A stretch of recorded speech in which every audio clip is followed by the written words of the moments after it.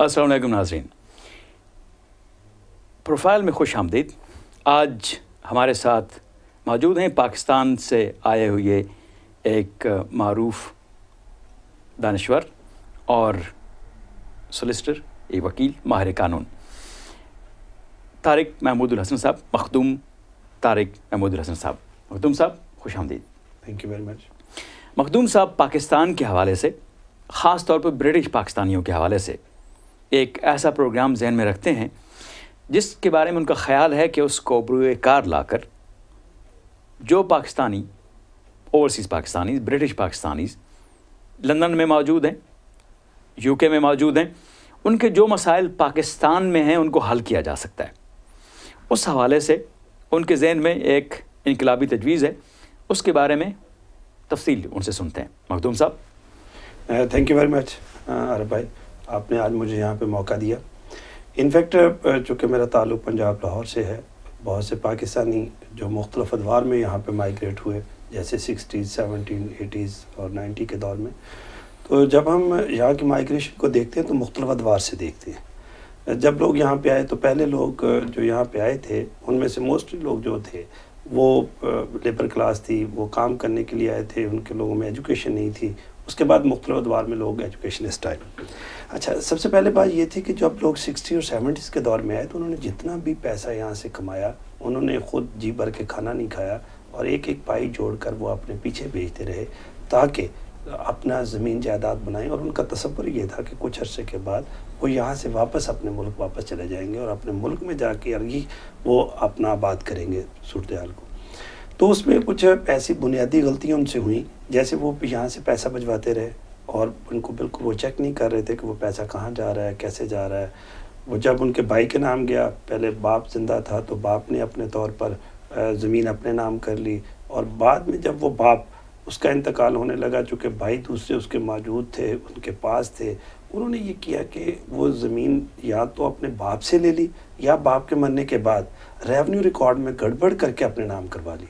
और दूसरी बात, जब ये लोग पैसा भिजवाते रहे, जब इनकी औलाद यहाँ जवान हुई और उन्होंने इनकार किया कि हम अब पाकिस्तान में नहीं जाएंगे, तो ये लोग इन्होंने जब वापस जाके अपनी ज़मीन जायदाद देखी तो बहुत से टाइटल्स क्लियर नहीं थे। टाइटल से मुराद ये है कि ज़मीन इनके नाम ही नहीं थी, अगर थी भी तो भाइयों ने कब्ज़ा कर रखा था, अगर कब्ज़ा कर लिया था तो उस कब्ज़े को प्रोलॉन्ग करने के लिए उन लोगों ने मुख्तलिफ़ कोर्ट केसेस कर दिए थे, जैसे सिविल कोर्ट में केस कर दिया। चूँकि हमारे पाकिस्तान में डिलेड जस्टिस, डिनाइड जस्टिस का एक प्रॉब्लम चल रहा है, तो उस वजह से केसेस इतने लंबे होते चले गए कि वो लोगों को, मतलब उनका ख्याल ये था कि इनको थका दिया जाए, इनको इतना ज़्यादा यहाँ पे प्रॉब्लमेटिक कर दिया जाए कि ये लोग अपना हक छोड़कर यहाँ से चले जाएं।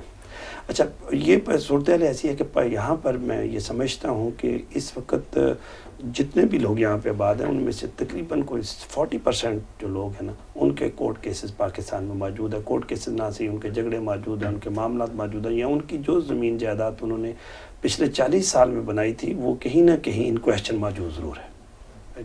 अच्छा, इसीलिए मैं चूँकि पाकिस्तान से हूँ, मेरा वहाँ पे मखदूम लॉ कंपनी है, एक बहुत बड़ी लॉ फर्म है, पाकिस्तान में काम कर रही है।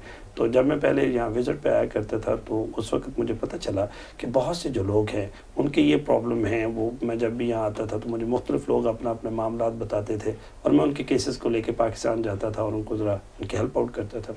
अब जब मैं 2 साल से यहाँ इमिग्रेशन Tier 1 वीज़े पे हूँ तो मैंने बाकायदा तौर पर यहाँ पर ही मखदूम लॉ कंपनी बनाकर उन लोगों को एड्रेस किया है कि जो भी पाकिस्तानी इशू है मैं वो सॉल्व करूँगा। उसका तरीक़ेकार ये रखा है कि जो लोग आए, पहली तो यहाँ पे एक बड़े अजीब अजीब मसाइल ऐसे भी हैं कि लोगों को, जैसे जो बुज़ुर्ग यहाँ पे फौत हो गए हैं, उनके बच्चे यहाँ के हैं, तो बुज़ुर्गों के साथ ही सारे रिलेटिव थे पीछे, बहन भाई और उनके मिलने वाले लोग थे, वो वहाँ से आए थे।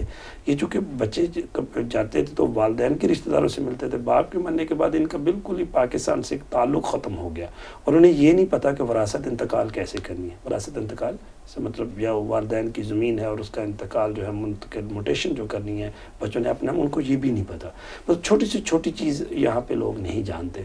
दूसरा ये कि यहाँ के लोग नहीं चाहते कि वो अगर कर भी लें ऐसा, बहुत से ऐसे वाक़यात हुए, कोई यहाँ से किसी लॉ फर्म को वहाँ एंगेज करते हैं, वहाँ पे फ़ीस वगैरह भेज देते हैं, तो उनसे वो सेटिस्फाइड नहीं होते और यहाँ पर भी उनके यही मसाइल चल रहे होते हैं।